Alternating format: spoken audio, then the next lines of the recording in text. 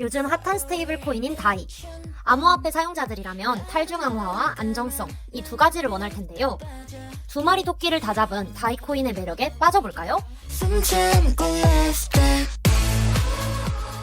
현재 우리는 은행을 믿고 은행에 돈을 맡깁니다. 하지만 우리는 은행이 그 돈으로 무엇을 하는지 정확히 알지 못합니다. 그런데 은행, 믿을 수 있을까요? 시중은행 내부 횡령 사건들이 나타나고 누군가 마음 먹고 금융 시스템을 공격하면 우리의 돈은 날아가게 됩니다. 따라서 시중은행에 의존하는 현재의 금융체계는 신뢰가 있어야만 존재할 수 있습니다. 그러나 현 금융체계에 대한 불신으로 인해 중앙화된 은행으로부터 독립된 탈중앙화의 필요성을 느끼게 됩니다. 이러한 과정에서 등장한 것이 바로 비트코인입니다. 비트코인은 정부나 민간기관으로부터 간섭 없이도 금융체계가 운영되는 탈중앙화된 금융을 목표로 만들어졌는데요. 그러나 탈중앙화에 대한 기대도 잠시. 비트코인은 엄청난 가격 변동성을 보여주며 화폐로서의 기능에 의구심을 가지게 만들었습니다. 이제 사람들은 얘기합니다. 화폐로서의 안정성이 필요하다고. 따라서 안정성을 가진 화폐를 찾는 과정에서 등장한 것이 바로 스테이블 코인입니다. 스테이블 코인은 달러 등 기존 화폐의 가치를 고정하여 발행되는 암호화폐입니다. 스테이블 코인에서 암호화폐라는 측면은 탈중앙화, 기존 화폐의 가치를 고정한다는 측면은 안정성을 달성하는 데 초점을 두고 있다고 볼 수 있는데요. 그렇다면 스테이블 코인은 그 목표처럼 탈중앙화와 안정성, 이 두 마리 토끼를 모두 다 잡았을까요? 오늘의 목표는 이 두 마리 토끼를 모두 잡는 것입니다. 그럼 왼쪽의 탈중앙화 토끼부터 잡으러 가볼까요? 탈중앙화 토끼를 잡기 위해 먼저 전세계 스테이블 코인 시가총액 1위인 테더에 대해 살펴보겠습니다. 테더는 USDT로 불리며 1USDT가 1달러의 가치에 고정됩니다. 그런데 테더에겐 치명적인 문제가 있습니다. 그것은 바로 테더가 중앙화된 회사인 테더 리미티드에서 발행되고 소각된다는 점인데요. 사람들이 테더 리미티드에 달러를 맡기면 USDT를 발행해줍니다. 문제는 이 테더 리미티드가 중앙화되어 있어 현금을 얼마나 보유하고 있는지 알 수가 없다는 점입니다. 결국 테더 리미티드를 신뢰해야만 믿고 거래할 수 있기에 신뢰가 없으면 이런 문제들이 나타나게 됩니다. 테더는 진정한 탈중앙화를 달성하기 어려운 구조적인 특징이 있는 것이죠. 아쉽게도 테더를 통해 탈중앙화 토끼는 잡을 수 없게 되었습니다. 그렇다면 탈중앙화 토끼를 잡은 스테이블 코인은 없는 걸까요? 그 토끼를 잡는 코인을 소개합니다. 그것은 바로 다이입니다. 다이는 1다이에 1달러가 고정된 암호화폐 담보 스테이블 코인입니다. 그럼 다이로 탈중앙화 토끼를 다시 잡으러 가보겠습니다. 우선 스마트 컨트랙트에 대한 개념이 필요한데요. 스마트 컨트랙트는 블록체인 기술을 기반으로 계약의 자동 실행이 보장된 컴퓨터 프로그램 또는 코드입니다. 여기서 중요한 특징은 계약이 실행되면 그 누구도 이를 멈출 수 없다는 것이죠. 이는 그 누구의 통제도 받지 않는 탈중앙화를 달성하기 위해 꼭 필요한 기능입니다. 볼트는 다이의 스마트 컨트랙트로 사용자들이 담보를 예치하고 다이를 생성할 수 있는 장치입니다. 다이는 볼트라는 스마트 컨트랙트를 통해 어느 누구나 다른 기관의 통제를 받지 않고 다이를 생성하고 소각할 수 있게 합니다. 다이를 생성하고 싶을 때 사용자들은 볼트를 만듭니다. 그리고 이 볼트에 특정 암호화폐를 담보로 맡깁니다. 볼트는 다이를 생성해 사용자에게 대출해줍니다. 그렇다면 앞서 대출받은 다이를 상환하면 어떻게 될까요? 사용자가 볼트에 다이를 상환하고 맡긴 담보를 다시 원래 지갑에 돌려받습니다.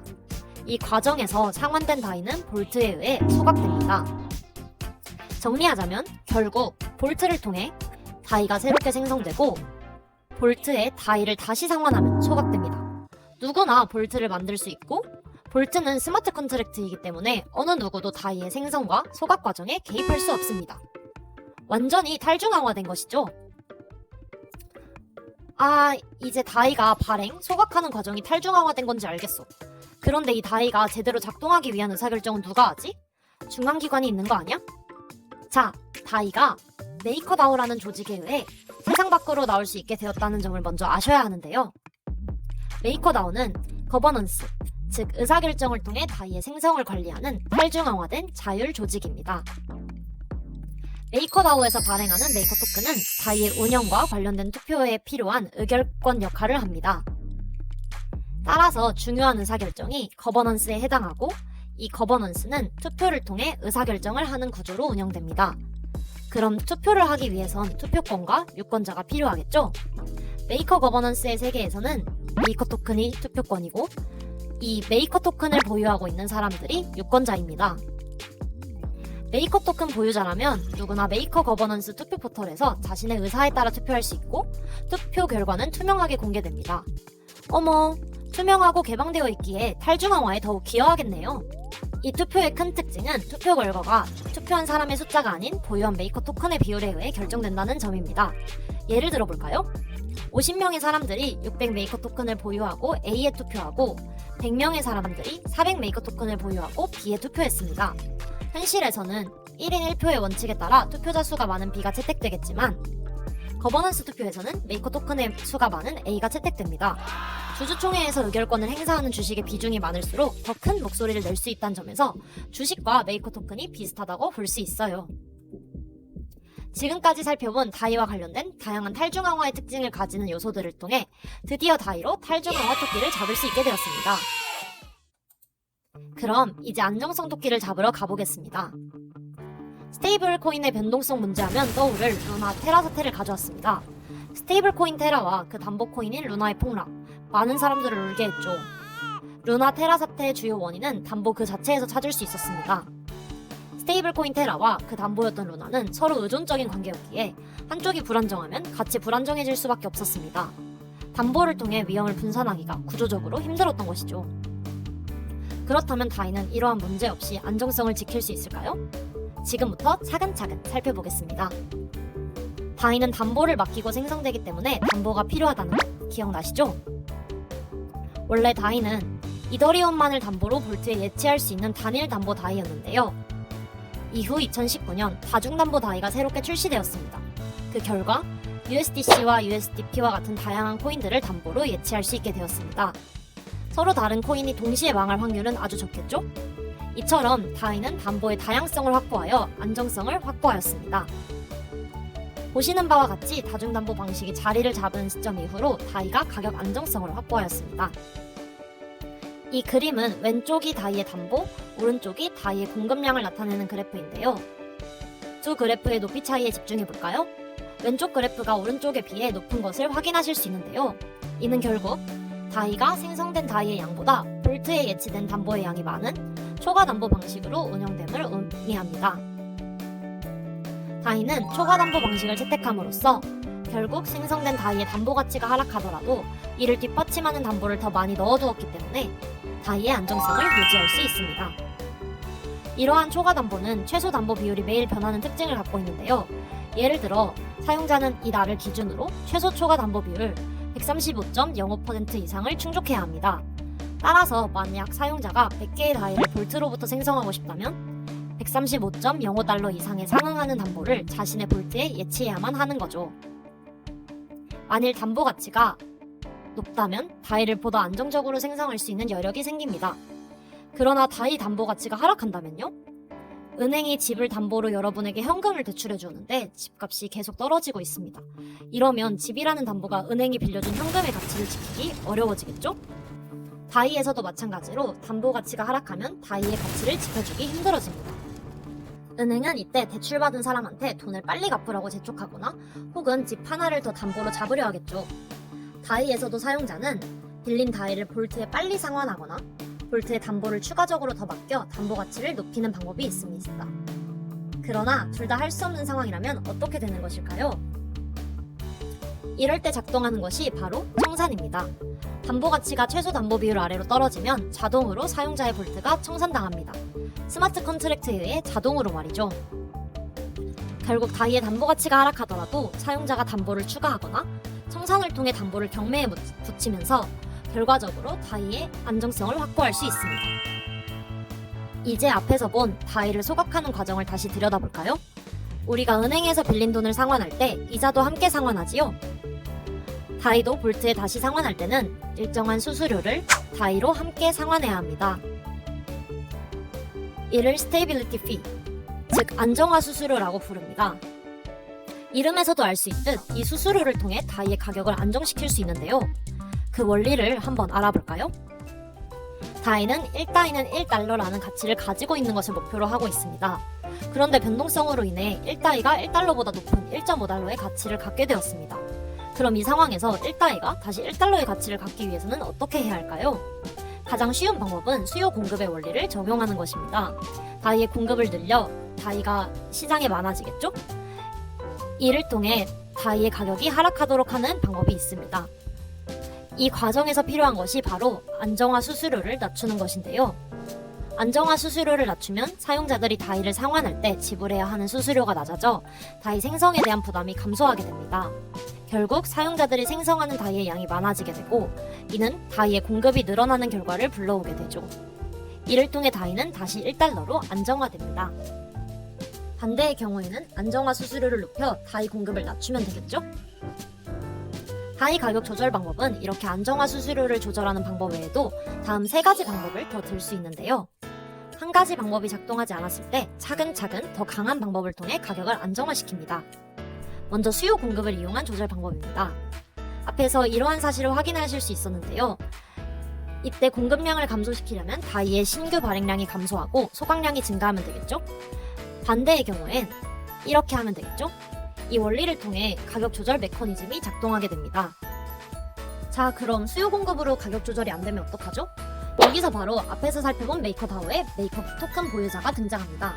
여기서는 과연 어떤 의사결정을 하게 될까요? 그것은 바로 목표 비율 피드백 메커니즘인데요. 목표 비율은 메이커 토큰을 보유한 사람들이 볼트의 목표 비율의 정도를 투표를 통해 정합니다.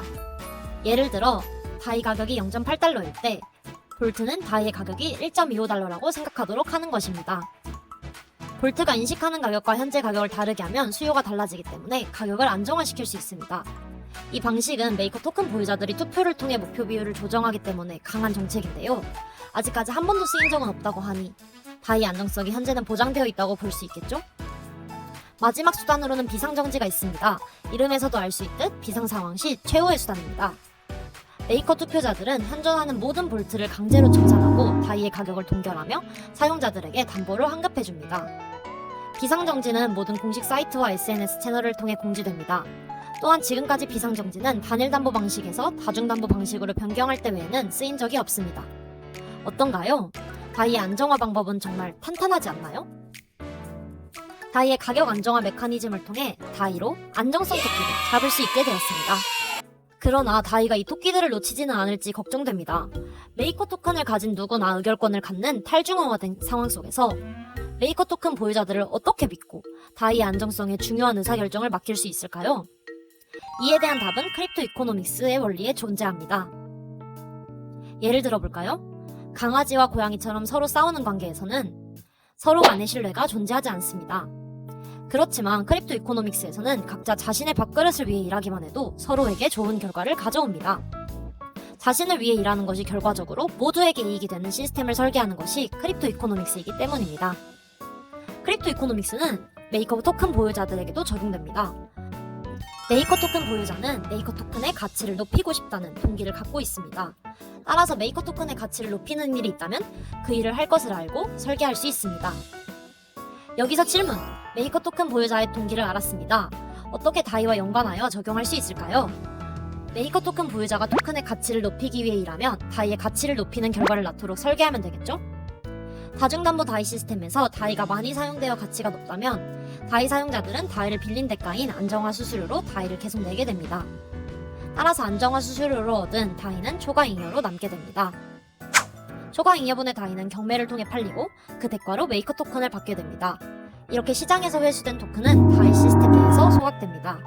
시장에서 메이커 토큰이 회수되었기 때문에 메이커 토큰의 총 공급량이 줄고 메이커 토큰의 가치가 상승합니다. 반면 다이의 담보 가치가 하락할 경우 다이 시스템은 다이를 필요로 합니다. 이때 메이커 토큰을 외부 시장에 경매하고 다이를 그 대가로 받아 다이를 보충합니다. 그 결과 시중에 메이커 토큰 공급량이 증가하기 때문에 메이커 토큰의 가치가 하락하게 됩니다. 메이커 토큰의 가치와 다이의 가치가 긴밀하게 연결되어 있기 때문에 다이가 잘 돼야 메이커 토큰 보유자들도 잘 되는 것이죠. 따라서 우리는 메이커 토큰 보유자들은 자신의 이익을 위해 일할 것만 믿는다면 다이의 안정성도 믿고 맡길 수 있습니다. 이제 메이커 토큰을 갖는다면 누구나 거버넌스에 참여하여 탈중앙화된 상태에서도 크립토 이코노믹스에 따라 안정성까지 보장할 수 있겠네요. 마침내 저희는 오늘 다이로 탈중앙화 토끼와 안정성 토끼 두 마리 토끼를 모두 잡았습니다. 과연 다이의 미래는 어떻게 될까요? 저희는 다이가 계속해서 탈중앙화와 안정성을 목표로 시스템이 작동한다면 스테이블 코인에서 확고한 위치를 가질 수 있을 거라 생각합니다. 숨찬 꿀러브 다이 3시간 동안 여러분도 이제 다이와 사랑에 빠지셨나요? 다이 코인에 대한 더 많은 정보는 메이커다오 공식 사이트를 참조하실 수 있습니다. 여러분도 다이에 대해 스스로 공부해보며 판단해보시길 바랍니다.